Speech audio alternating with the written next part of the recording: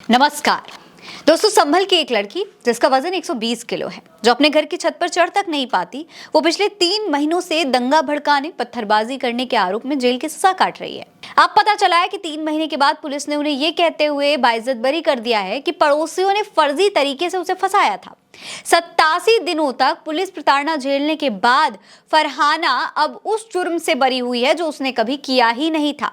दोस्तों, times of India की खबर के मुताबिक फरहाना के खिलाफ भारतीय न्याय संहिता की धाराओं में हत्या के प्रयास, दंगा करने, ऑन ड्यूटी सरकारी कर्मचारियों के काम में बाधा डालने सहित कई गंभीर धाराओं में केस दर्ज है। मामले की जांच कर रही एसआईटी ने सीजेएम कोर्ट में क्लोजर रिपोर्ट लगा दी है। फरहाना के परिवार का कहना है दोस्तों कि उनके लिए इससे ज्यादा बुरा समय और क्या होगा कि उनकी बेटी बिना किसी गलती जेल की सजा काट रही हो। दोस्तों, एसआईटी के सदस्य और सर्किल अधिकारी कुलदीप कुमार ने टाइम्स ऑफ इंडिया को बताया है, फरहाना को गिरफ्तार किया गया था क्योंकि उसे पत्थर फेंकने वाली महिलाओं में से एक के रूप में पहचाना गया था। बाद में कुछ स्थानीय लोगों ने हलफनामे दिए जिसमें कहा गया कि फरहाना का वजन करीब 120 किलोग्राम है और वो पत्थर फेंकने वालों में से नहीं थी। एक अन्य आरोपी महिला जिसका जिक्र ने अपनी गिरफ्तारी के बाद जांच अधिकारियों को बताया था कि फरहाना भी उनके साथ पुलिस पर पत्थर फेंकने आई थी।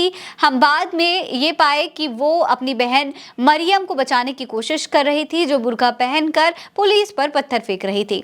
कुमार ने यह भी कहा कि हमने ये भी पाया कि जिक्रा का फरहाना से पुरानी दुश्मनी है, जो इस मामले में उसे फंसाने का एक कारण था। हमने सभी मामलों में निष्पक्ष जांच सुनिश्चित की है और न्याय सुनिश्चित करने के लिए कदम उठाए हैं। हम जिक्रा के खिलाफ कार्रवाई करेंगे क्योंकि उसने पुलिस को गुमराह किया। हालांकि दोस्तों, फरहाना को फिलहाल बरी कर दिया गया है। वो जेल से बाहर है, अपने घर पर है और कई तरीके के आरोप उस पर लगे, लेकिन इन सब के बावजूद अब वो किसी तरीके से अपने घर में अपने आप को संभालने की कोशिश कर रही है। उसके एक परिवार के सदस्य ने बताया है कि फरहाना किस तरीके की स्थिति से इस वक्त गुजर रही है। फरहाना के एक रिश्तेदार ने नाम न बताने की शर्त पर बताया, वो जीवन के बहुत बुरे दौर से गुजरी है और अब खुद को संजोने की कोशिश कर रही है। जेल में बिताए गए समय के बुरे सपने अभी भी उसे तंग कर रहे हैं। पुलिस को बिना ठोस सबूत के किसी को गिरफ्तार नहीं करना चाहिए। अब दोस्तों, परिवार ये कह रहा है कि भाई पुलिस ने उसे गिरफ्तार करने में जल्दबाजी कर दी,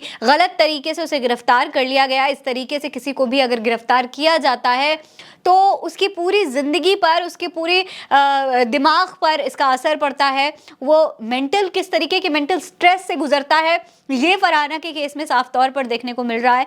और खास तौर पर आपने देखा होगा कि जब भी इस तरीके का कोई मामला होता है, जब किसी मुस्लिम शख्स का नाम आ जाता है तो खास तौर पर और ज्यादा सख्त हो जाती है उत्तर प्रदेश की पुलिस।